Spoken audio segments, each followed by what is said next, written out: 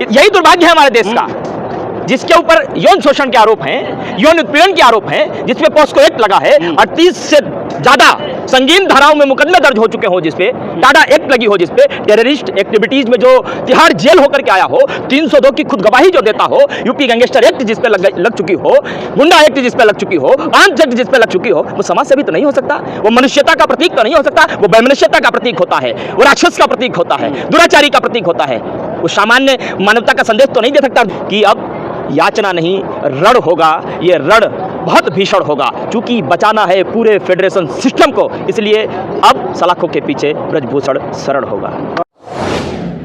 ब्रजभूषण ने ये कहा कि मैं नार्को टेस्ट कराने के लिए तैयार हूं, लेकिन मेरी कुछ शर्तें हैं कि जो पहलवान बैठे हैं ये भी तैयार हो जाएं। मतलब हिंदुस्तान अब इस कसौटी पर बैठ के आप पहुंच गया है कि वो चोरों की शर्तें मानेगा, बलात्कारियों की शर्तें मानेगा। क्या मजाक करते हो आप? अरे इन्होंने तो आज कहा है, वो भी डर इतना ज्यादा सता रहा है कि अब कोई चारा नहीं बचा है, तो कम से कम बात में बात मिलाओ ताकि कॉन्फिडेंस देके हिंदुस्तान और ये कहे कि देखो तुमने कुछ गलत नहीं किया। अरे हमारी बेटियां तो बीते 10 दिनों से बिल्कुल मजबूती के साथ अडिग होकर के इस बात को कह रही हैं, किसी जंतर मंतर पे लगवाओ कुर्सी, एक मेरी और 7 कुर्सी और लगवाओ जिस पे बैठेंगी हमारी साथ तो वो लड़कियां जिन्होंने आप पे आरोप लगाए हैं। कराओ नार्को टेस्ट, दूध का दूध और पानी का पानी हो जाएगा, और लाइव टेलीकास्ट कराओ। बुलाओ अंजना ओम कश्यप को, बुलाओ गुल्लू देवगन को, बुलाओ चमन चोपड़ा को, बुलाओ रूबिका लियाकत को, करें लाइव लगा करके माइक, हिंदुस्तान सच तो देखे कम से कम। हिंदुस्तान को ये तो समझ में आए कि जिस व्यक्ति को बचाने के लिए प्रधानमंत्री ने एड़ी चोटी का जोर लगा दिया, जिस व्यक्ति की दुहाई देते नहीं थकते कि वो निर्दोष है, जिस व्यक्ति के लिए बचाव में इस कदर उतर गए कि इन बेटियों के पक्ष में आज तक एक ट्वीट नहीं कर पाए, ये सारी सच्चाई हिंदुस्तान के सामने निकल करके आनी तो चाहिए कम से कम। कब करेंगे ऐसा? वो हमारी बेटियां तो कह रही हैं कि सुप्रीम कोर्ट की एक टीम बुलाइए, आप करवाइए नार्को टेस्ट, लाइव टेस्ट करवाइए, पूरा हिंदुस्तान देखे कि सच क्या है और झूठ क्या है। आप एक बात बहुत अच्छी तरीके से समझ लीजिए, जो बेटियां विदेशी सरजमी पर तमाम पहलवानों को धूल चटा करके हिंदुस्तान को चमचमाते हुए मेडल दिला सकती हैं, हिंदुस्तान का मस्तक गर्व से ऊंचा कर सकती हैं, तिरंगे को बड़ी शान से विदेशी सरजमी पर लहरा सकती है, पूरी दुनिया में हिंदुस्तान के अखाड़ों की महक को महका सकती है, वो हिंदुस्तान से झूठ नहीं बोल सकती, हिंदुस्तान की जनता से झूठ नहीं बोल सकती। ये स्वाभिमान की लड़ाई है। हाँ बिल्कुल। अब आप बताइए, कोई चोर, उससे पूछो तुमने चोरी की, वो कभी ये कहेगा कि मैंने चोरी की? बलात्कारी से ये पूछो तुमने बलात्कार किया, वो कभी कहेगा कि मैंने बलात्कार किया? और इसीलिए ये बेटियां जब आज सड़कों पर बैठी हैं, कई लोग इस बात के कसीदे पढ़ते हैं, मायने निकालते हैं कि ये लड़ाई कब तक चलेगी, इनको जीत मिलेगी कि नहीं मिलेगी। लेकिन मैं आपको बता देना चाहता हूं कि ये बेटियां जिस दिन इस सड़क पर अन्याय के खिलाफ बैठने के लिए आई थी, ये लड़ाई उसी दिन जीत गई थी। क्योंकि मैं मानता हूं इस हिंदुस्तान के लिए मेडल लाना बहुत आसान है, लेकिन इस देश की संसद में बैठने वाले जो बहन बेटियों की रक्षा की कस्में खाते हैं और जब वो रक्षक भक्षक बन जाएं, उस अन्याय के खिलाफ, उस अन्याय के खिलाफ लड़ाई लड़ना बहुत कठिन होता है। मेडल लाने से भी कहीं ज्यादा कठिन काम ये बेटियां कर रही हैं। आज हिंदुस्तान की लाखों करोड़ बेटियां ये उम्मीद लेकर के बैठी हैं कि अगर इनको न्याय नहीं मिलता है तो हम अभी तो सामान्य घर की बेटियां हैं, अगर हमारे साथ इस तरीके से शोषण होता है कैसे हम आवाज उठाएंगे, कैसे न्याय हमें मिलेगा? उनकी उम्मीद ना हो, इसलिए आज ये बड़ी मजबूती से यहाँ बैठी हैं। और यही एक बात, कई लोग कहते हैं कि ऐसा भीड़ नहीं दिखती है। अरे हमें कौन सा शक्ति प्रदर्शन करना है? ये दिल्ली भी तो हमारी है, दिल्ली के लोग भी तो हमारे हैं, दिल्ली की सड़कें भी तो हमारी हैं। इस आंदोलन का उद्देश्य सिर्फ यही है, ये बेटियां हिंदुस्तान की करोड़ों बेटियों को यही संदेश देना चाहती हैं कि मैं मजबूती के साथ यहाँ बैठी हूँ। हर उस बात को पीछे करके जो समाज में आप पे पता नहीं कैसे कैसे टैग लगाता है, ये लड़ाई न्याय और अन्याय की है, ये लड़ाई आत्मसम्मान की है। और हर बेटी से ये कहना चाहती है कि तुम भी निकलो अपने घरों से, और ताकतवर कोई कितना भी हो, चाहे कितना भी उसे संरक्षण सत्ता का प्राप्त हो, लेकिन अन्याय के खिलाफ डट करके मुकाबला करो, क्योंकि शक्ति है तुम्हारे अंदर, ताकत है तुम्हारे अंदर। 15-15 रुपए के मेडल हैं, अगर वापस करना है तो पैसे वापस। अच्छा एक बात आप मुझे बताइए, ब्रजभूषण के घर में कम से कम 5 सदस्य तो होंगे कि नहीं होंगे? अगर इतने ही सस्ते मेडल मिलते हैं, ब्रजभूषण ने अपने घर वालों को कितने मेडल दिला दिए? औकात हो तो एक मेडल दिला के दिखाओ। अरे वो मेडल गले में तब पड़ता है जब एक पहलवान कम से कम 10 साल खून पसीना एक कर देता है, अपनी मिट्टी को बार बार वो चूमता है, 5-6 घंटे सुबह मेहनत करता है, 5-6 घंटे शाम को पसीना बहाता है, तब जाकर के कड़ी मशक्कत करने के बाद हिंदुस्तान का प्रतिनिधित्व करने का अवसर प्राप्त होता है उसे। और तब जाकर के जब वो हिंदुस्तान का प्रतिनिधित्व विदेशी सरजमी पर कर रहा होता है, पूरा हिंदुस्तान टकटकी लगा करके देख रहा होता है कि हमारे हिंदुस्तान को मेडल कब आएगा, हमारे हिंदुस्तान को मेडल कब मिलेगा। आपको एक आंकड़ा दे देता हूं, पूरी दुनिया में अमेरिका और चीन ही 2 ऐसे देश हैं, ओलंपिक में आधे से ज्यादा मेडल उन दोनों देशों को आते हैं। बहुत पहले चीन के पुरुष जो है प्रतिनिधित्व करते थे ओलंपिक्स में, लेकिन उनका स्तर बहुत खराब रहा। उसके बाद पुरुषों को नीचा करके उन्होंने अपनी महिलाओं को प्रतिनिधित्व करने का मौका दिया, आधे से ज्यादा मेडल सबसे ज्यादा चीन को मिलते हैं। और आप बात कर रहे हैं जिस हिंदुस्तान में आप बेटी बचाओ बेटी पढ़ाओ की बात करते हो, महिला सम्मान की बात करते हो, और जब वो बेटियां गर्व से हिंदुस्तान का मस्तक ऊंचा कर दें, उन्हें यहाँ 28-28 दिन 29 दिन 30 दिन सड़कों पर बैठना पड़ता हो। वो कह रहे हैं बदनाम करने की कोशिश की जा रही है, कुछ भी नहीं है। देखिए जितनी मजबूती से आप बैठे हैं इतनी मजबूती से वो भी जवाब दे रहे हैं। इस हिंदुस्तान में यही दुर्भाग्य है हमारे देश का, जिसके ऊपर यौन शोषण के आरोप हैं, यौन उत्पीड़न के आरोप हैं, जिसपे पॉस्को एक्ट लगा है, 38 से ज्यादा संगीन धाराओं में मुकदमे दर्ज हो चुके हो, जिसपे टाडा एक्ट लगी हो, जिसपे टेररिस्ट एक्टिविटीज में जो तिहाड़ जेल होकर के आया हो, 302 की खुद गवाही जो देता हो, यूपी गैंगस्टर एक्ट जिसपे लग चुकी हो, गुंडा एक्ट जिसपे लग चुकी हो, आर्म्स एक्ट जिसपे लग चुकी हो, वो समाज सेवी तो नहीं हो सकता,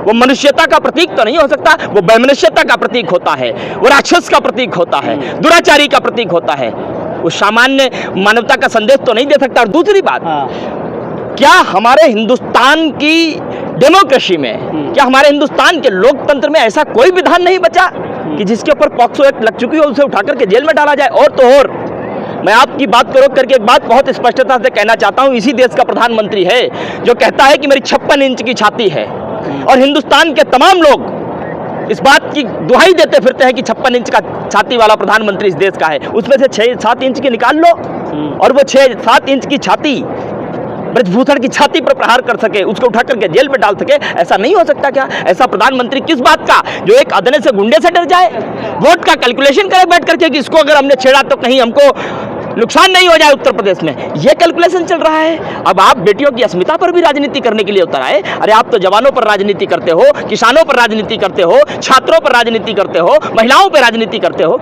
अब आप इज्जत पे राजनीति करने लग गए।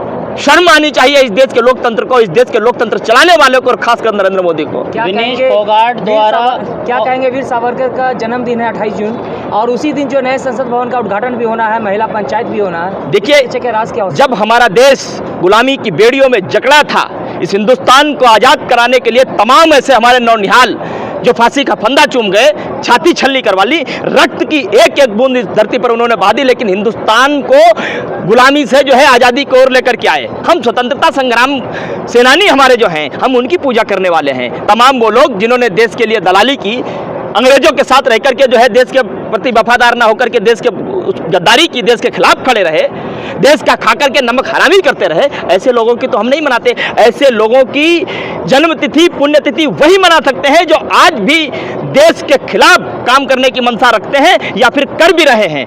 और इस बात में कोई कहने में मुझे गुरेज नहीं है कि वर्तमान सत्ता पर बैठे हुए लोग वही हैं जो कभी अंग्रेजों के साथ रहकर इस हिंदुस्तान के खिलाफ खड़े थे, उनसे तनख्वाह लेते थे, हिंदुस्तान की दलाली करते थे, अंग्रेजों की दलाली करते थे, और हिंदुस्तान की जो बुनियादी ढांचा था, बुनियादी संस्कृति थी, उस पर चोट करने का काम करते थे। आज वही अंग्रेज प्रधानमंत्री से ऑटोग्राफ मांग रहे हैं, अमेरिका के राष्ट्रपति ऑटोग्राफ मांग रहे हैं। हमने कहीं एक कहावत सुनी थी, चोर चोर मौसेरे भाई, तो इसमें कोई बहुत बड़ी बात नहीं है। इस बात को आपको समझ जाना चाहिए बहुत आसानी से।